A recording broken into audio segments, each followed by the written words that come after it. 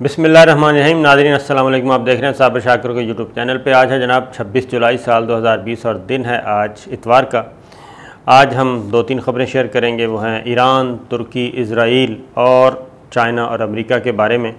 और ये लड़ाई जो है जी आहिस्ता आहिस्ता हर शोबे में हो रही है और दुश्मन के दोस्त को भी निशाना बनाया जा रहा है और दोस्त के दुश्मन को भी निशाना बनाया जा रहा है। ये बड़ी मज़े की इस वक्त गेम है और ख़ास तौर पे मैंने आपको बताया था ईरान इस वक्त टारगेट पे है और मुसलसल टारगेट पे है। और उसकी रीज़न ये है कि ईरान भी अब जो चाइना के साथ उसके मामलात और तुर्की के साथ मामलात सीधे हो रहे हैं ईरान के, और वो आहिस्ता आहिस्ता जो अमेरिका का एक इक़्तिसादी पाबंदियाँ लगाने का जो मामला था वो असरात और उसकी ब्लैकमेलिंग से ईरान जो है वो उस घेरे से निकल रहा है, उस शिकंजे से निकल रहा है। और उसको रोकने के लिए मुसलसल ईरान जो है जी वो अंडर अटैक है और उस पर हमले किए जा रहे हैं, मुसलसल हमले किए जा रहे हैं। और ख़ास तौर पे अभी भी और एक दूसरे के जी जासूसों को गिरफ़्तार किया जा रहा है। जासूसी का नेटवर्क ईरान में भी है, चाइना में भी है, अमेरिका में भी है, इज़राइल में भी है और एक दूसरे ममालिक में थर्ड पार्टी के ज़रिए भी ये जासूसी हो रही है। और दूसरी बात, तुर्की के सदर ने एक अहम तरीन ऐलान किया है जिससे इज़राइल जो है उसके काफ़ी होश उड़े हुए हैं और खलबली सी मची हुई है इज़राइल की सफ़ों में और उनको ख़तरे की घंटियाँ बजती हुई नज़र आ रही हैं। ये सारी ख़बरें हैं, मैं आपके साथ शेयर करूंगा। मैंने आपके एक ख़बर शेयर की थी जी, वो ये थी कि जनरल सुलेमानी इसको शहीद किया गया था। ईरान के ये अहम तरीन जर्नल थे, पासदारान इनकलाब के सरबराह थे ये। और इनकी खूबी मैंने आपको बता दी थी कि जितनी भी प्रॉक्सी वार्स हैं, प्रॉक्सीज़ लड़ाइयाँ लड़ी जा रही थी, वो खा मिडल ईस्ट में थी, खा वो अफ़गानिस्तान में थी, खा वो सऊदी अरब यमन में थी, उसमें जितने भी ये फ़लस्तीन, इज़राइल, यमन, शाम, इवन अफ़गानिस्तान, फिर इधर बलूचिस्तान, ये कुलभूषण, ये जितने भी ये करैक्टर्स थे, तो इसके लिए जनरल सुलेमानी इम्पोर्टेंट आदमी थे, उनके इम्पोर्टेंट जर्नल थे। उनको मार दिया गया था, शहीद कर दिया गया था और ड्रोन अटैक के ज़रिए, ये आपको मालूम है। तो ईरान ने तहकीकात की थी, मैं आपको बता चुका हूँ। वो मुखबर पकड़ा गया और मुखबर को ठिकाने लगा दिया गया। लेकिन अभी भी जो FBI और CIA का जो नेटवर्क है जासूसी का, वो ईरान में बहुत मौसर है। कोशिश की जा रही है उसको गैर मौसर करने की और पकड़ने की। लेकिन पिछले चंद हफ़्तों में, जी हाँ, पिछले चंद हफ़्तों में मुसलसल ईरान में क्या कहना चाहिए, तख़रीबकारी और दहशतगर्दी के वाक़यात हो रहे हैं और सबोटाज किया जा रहा है। और ताज़ा तरीन एक और काम भी हुआ है और वो बहुत ही सेंसिटिव हुआ है। ईरान के सेंसिटिव एरिया को हिट किया गया है। जून के आखिर से लेके जी, यानी कि जून और ये जुलाई चल रहा है अभी, यानी पिछले 3-4 हफ़्तों में ईरान के मिलिट्री, इंडस्ट्रियल और nuclear, oil refineries, power plants और दीगर कारोबारी मकामात को निशाना बनाया गया है। और ये मिज़ाइल अटैक नहीं किए गए, कुछ एरियाज़ में एक आध मिज़ाइल, लेकिन बाकी सारे ईरान के अंदर से ये दहशतगर्दी के वाक़यात हुए हैं। सबोटाज सारे के सारे अंदर से हुए हैं और आग लगा दी गई, धमाके कर दिए गए, गैस आग लग गई, इलेक्ट्रिक पावर प्लांट जला दिए गए, इस तरीके से हुए हैं। और ख़ास तौर पे एक जो हुआ था वो बहुत ही था कि जहाँ से यूरेनियम अफसूद हो रही थी, जौहरी तनसीबात थी ईरान की, वो। अब एक और चीज़ हुई है, अब उसको तो फांसी दे दी गई, लेकिन ईरान को अभी तक सबक सिखाने के लिए ईरान के अंदर जासूसी का नेटवर्क दूसरे एनिमीज़ का मौजूद है, इसमें कोई शक नहीं। और जो लेटेस्ट वाक़या हुआ है वो हुआ है पासदारान इनकलाब के सरबराह समेत, जहाँ अहम तरीन शख्सियात रहती हैं जी। ईरान का जो रेड जोन कह लें, जैसे इस्लामाबाद का रेड जोन है, और रेड जोन में ये उस कंपाउंड में आग लगी है और काफ़ी ज़्यादा लगी है और नुकसान हुआ है, और उसमें वो मुकाम यानी कि जनरल सुलेमानी लेवल के लोग जो हैं वो वहाँ पे मुकीम हैं।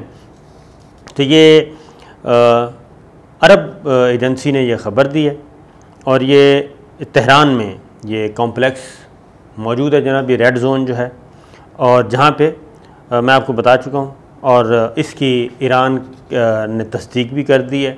लेकिन अभी तक जो कहा गया है कि इसमें जानी नुकसान कोई नहीं हुआ, लेकिन ज़ाहिर है ये चीज़ें आएंगी कुछ दिन के बाद।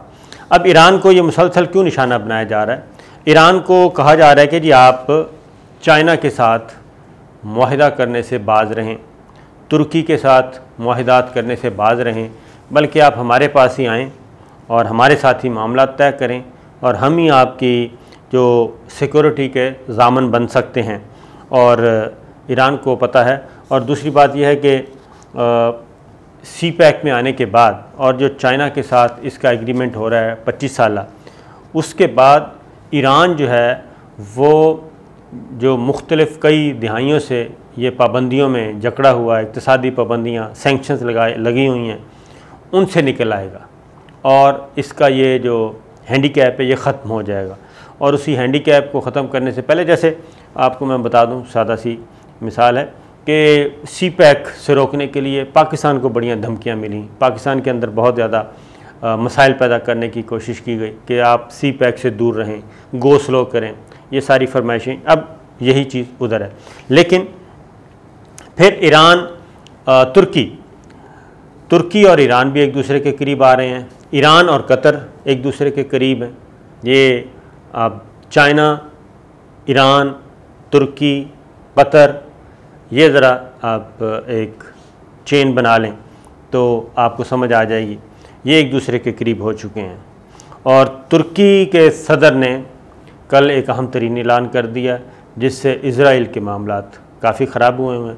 आया सूफिया मस्जिद का जनाब रीओपनिंग थी 86 ईयर्स के बाद, 86 साल के बाद, और वहाँ पे आपको मैं रिपोर्ट कर चुका हूँ, आप भी सुन चुके होंगे, सब कुछ आपके इल्म में है।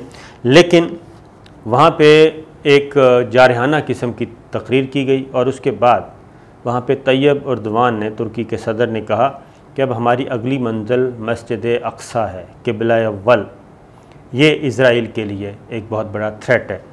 और दूसरा ये एक बात बता दूं कि तुर्की जो है वो मुआशी एतबार से भी और डिफेंस के एतबार से भी, दिफाई क़ुव्वत भी, वो तगड़ा मुल्क है जनाब। और वो भी 2023 में वो भी कई पाबंदियों से, कई जकड़नों से आज़ाद होने वाला है। और ईरान भी इज़राइल के साथ अब वही ज़ुबान, जो इज़राइल को मसला पैदा हुआ है, इज़राइल ने के जो खुफिया इदारे हैं उन्होंने जनाब ये ख़बर दे दी है कि तुर्की वही ज़ुबान इस्तेमाल कर रहा है जो तेहरान की ज़ुबान है। अंकारा और इस्तांबुल से वही आवाज़ें आ रही हैं जो तेहरान से आती हैं। तो ये एक ख़तरनाक ख़तरे की घंटी है। ये इज़राइल के खुफिया इदारों ने अपनी गवर्नमेंट को इतला दी है, और उन्होंने ये कहा है कि जो हमास है ख़ास तौर पे, उसको तुर्की भी के साथ भी उसके ताने बाने मिल रहे हैं, और तेहरान के साथ भी तो हैं ही हैं। तो लिहाजा एक नई प्रॉक्सी जो है वो इज़राइल को उसका सामना हो सकता है, नई प्रॉक्सी का और तगड़ी प्रॉक्सी का। ऐसे ग्रुप्स को सपोर्ट करेंगे तेहरान और अंकारा, इस्तांबुल। तो ये उन्होंने कहा है कि जनाब तुर्की के सदर की इस धमकी को या इस ऐलान को, इस ख्वाहिश को नॉर्मल न लिया जाए, कैजुअल न लिया जाए, बल्कि इस पे गौर किया जाए, और ये इसको नोटिस, यानी कि इसका नोटिस लिया जाना चाहिए और तैयारी करनी चाहिए। अब एक और चीज़ मैंने आपको बताया कि जासूसी के नेटवर्क जो हैं, तुर्की ने एक और बात की हुई है जी। तुर्की ने लीबिया में अपनी फ़ौज भेजी है, और वहाँ पे लीबिया की गवर्नमेंट को वो सपोर्ट कर रहे हैं, और वहाँ पे जो मिलिटेंट्स हैं जो लड़ रहे हैं, नॉन स्टेट एक्टर्स, उनको दबा रहा है तुर्की। उसके मुकाबले में लीबिया में आ गई है मिस्र की फ़ौज। उन्होंने भी कहा कि जी हम फ़ौज भेज रहे हैं और मिस्र की फ़ौज और तुर्की की फ़ौज आमने सामने होगी आने वाले दिनों में। तो वहाँ पे जो लड़ाई लड़ी जा रही है, ये अरब और नॉन अरब की लड़ाई और तुर्कों की और अरब की लड़ाई, वहाँ पे भी सूरत हाल कोई इतनी अच्छी नहीं है। तो ये एक मुख्तलिफ़ पॉकेट्स में मुख्तलिफ़ जगह पे मुसलमान के भी मुकाबले में हैं, बाकी भी मुकाबले में हैं। तो वो भी एक इम्पॉर्टेंट है, उसके बारे में भी डिटेल्स इंशाअल्लाह अगले चंद दिनों में आपको बताऊंगा। लेकिन अमेरिका ने सिलसिला शुरू किया हुआ है जी जासूस पकड़ने का, और मुसलसल जासूस पकड़े जा रहे हैं, क्लेम कर रहा है, और वो चीन के शहरियों को पकड़ रहा है। और अब जो ताज़ा तरीन है वो है सिंगापुर के एक शहरी को पकड़ा है अमेरिका ने, और बकौल अमेरिका के जनाब उस शख्स ने चीन का एजेंट होने का भी एतराफ़ कर लिया है और चीन के लिए जासूसी करने का भी एतराफ़ कर लिया है। और ये वाशिंगटन और बीजिंग के माबैन जो हालिया लड़ाई चल रही है ये उसी का हिस्सा है। और उसमें अमेरिकी जो जस्टिस डिपार्टमेंट है उसने ये बता भी दिया है, उन्होंने कहा जी कि वफाकी अदालत में चीनी हुकूमत के लिए ये 2015 और 2019 के दरमियान ये गैर कानूनी एजेंट की हैसियत से ये काम कर रहा था शख्स, और ये काफ़ी मॉनिटरिंग की जा रही थी, और अब इन्होंने पकड़ना शुरू कर दिया है। ये मैं आपको ये इसका नाम है जी मिस्टर प्यू, और ये 2019 में अमेरिका पहुँचे थे और जाके इन्होंने काम शुरू कर दिया था और इनको गिरफ़्तार किया है।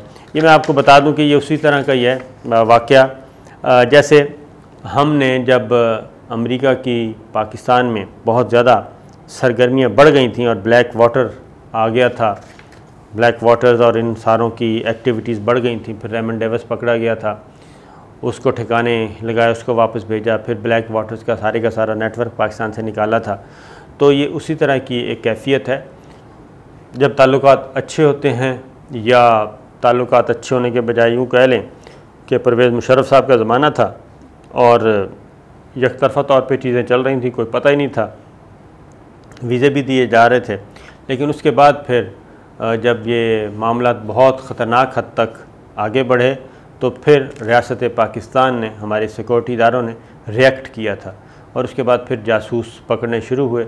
रेमंड डेविस उनमें से एक था, और उसके बाद से फिर ये ब्लैक वाटर्स को यहाँ से निकाला गया था, जो कि नॉन स्टेट एक्टर्स कहलाते हैं जो ये काम कर रहे थे। फिर इस्लामाबाद, लाहौर, कराची, पेशावर, यहाँ से बहुत एक बड़ी तादाद निकाली गई थी और जिनको भेजा गया था। तो अब ये इब्तदाई तौर पे उसी नौइयत के काम अब चाइना और अमेरिका के दरमियान हो रहे हैं। एक दूसरे के कौंसल खाने बंद किए जा रहे हैं, एक दूसरे के शहरियों को पकड़ा जा रहा है, एक दूसरे के शहरियों को, सफारतकारों को बेदखल किया जा रहा है, और लोगों को गिरफ़्तार किया जा रहा है कि जनाब ये उसके लिए जासूसी कर रहा था और ये उसके लिए जासूसी कर रहा था। ये इस तरह की गुफ्तगू चलती रही है, और अगली वीडियो में इंशाअल्लाह जी आपको मज़ीद अहम तरीन चीज़ें लेके आएँगे। और इजाज़त दीजिए, अल्लाह हाफ़िज़।